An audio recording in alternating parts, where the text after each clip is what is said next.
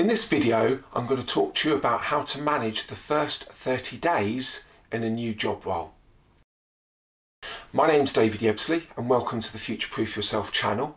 It's dedicated to help you to stay relevant and value for the rest of your working career. So if that sounds of interest and you'd like some more content, please subscribe, jump on board and we can work together on your future proofing journey.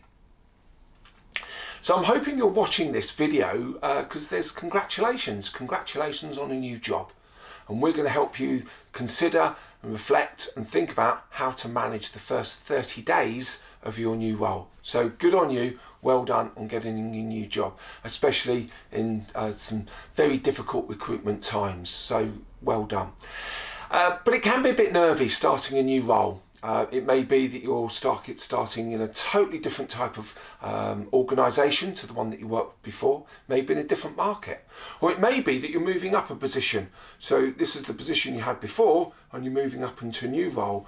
And you may have something that what we call sort of imposter syndrome, which we all get. So please do, if you've got a bit of that, do go and watch my video on how to manage imposter syndrome. There's some very important facts in there and also some tips on how to manage that. So please go and have a look at that.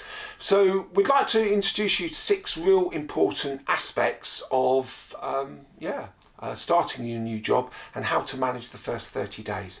So I'm just going to list the 6 and then we'll go through them one by one. So the first one is, how and why did you get the job? Good question. Need to start thinking about it. The next one is, to fully understand your new job role and how the business works. So that's number 2.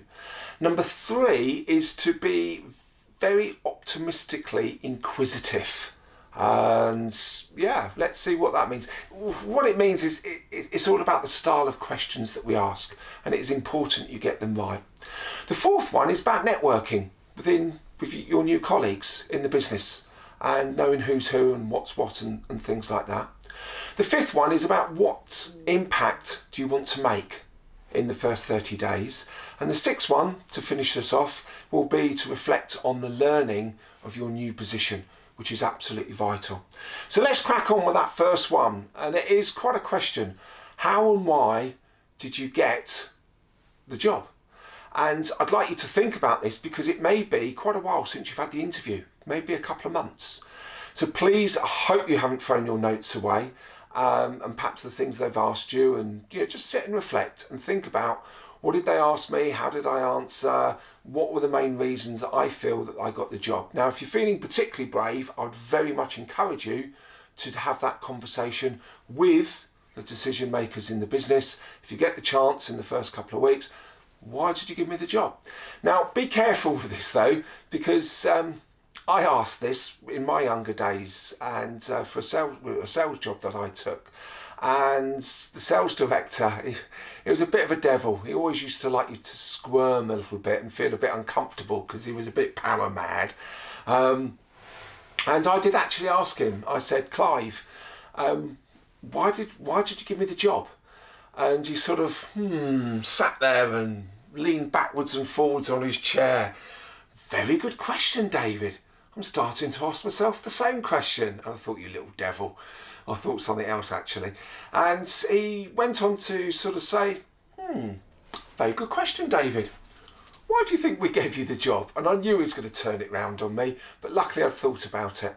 So if they turn the question back on you, have a good answer.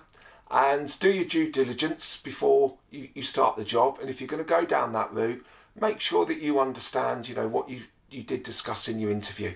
And make sure you didn't overpromise. Not that we would ever do that. So that's the first thing. Understand why they gave you the job. The second part is, as we said, fully understand your new role and how the business works. And this is absolutely essential. Ask questions, ask away, because you don't want to be asking these questions in 3 months or 6 months' time when somebody may turn round and say, well, I thought you'd have worked that out already by now, David. Or they may say, well, I thought you'd have asked that and understood that before. So don't fall into that trap. Ask away and make sure that you ask, especially about the financials. How does it all work? And also, depending on what area of the business you're going to be in, understanding the customer experience in the business and how you impact that in whichever role that you're going into. Really essential part of understanding the business and how you're going to contribute in the future. The third one was, that question of styling of questions, and that was about how to be optimistically inquisitive. What a lovely phrase. And it's about pitching your questions in the right way and ensuring that you understand how everything works and the processes, but there's a style of asking those questions. So you might like to ask is, how was it decided that was going to be the best process for the business when you implemented that? Great question. A lot better, why on earth would you have done it that way? That's a crazy idea or decision. Perhaps not the best way, because that's really implying somebody's got, mucked this up, and it's not really a very good idea, is it? So be a business consultant, ask away, and a good business consultant will fully understands what's in front of them before making any suggestions or ideas or trying to make any sort of impact. So please be careful with that. Network well, really important. Get to understand people, how they like their information. Do they just want to talk about business? Is it just focused on results and everything else? Or is there a more personal side to it? They want to know about you and your background and your hobbies and your interests and things. Find out the style and the culture of the business there. Really important. And I would encourage you to avoid giving perhaps your opinions and making too many assumptions early on. Perhaps just sit on the fence a little bit until you really understand who is who and what is what and how it all works. And just be mindful, and I particularly like this phrase, just think about saying the right thing at the right time in the right way, and so people can get to know you and bring you on board nicely. Nice bit of networking there. So start to think, which is the fifth topic, is what impact you want to make. So start to think about how do I want to come across, and making sure that my behaviours and my actions are seen accordingly, and starting to think about what message do I want to get people, or what message do I want to give when people interact with me. And am I going to go in there guns blazing and I am the big I am and I'm going to change this and I'm going to do that and that's why they brought me in? Or there's a much more subtle approach needed. So it's about getting that balance.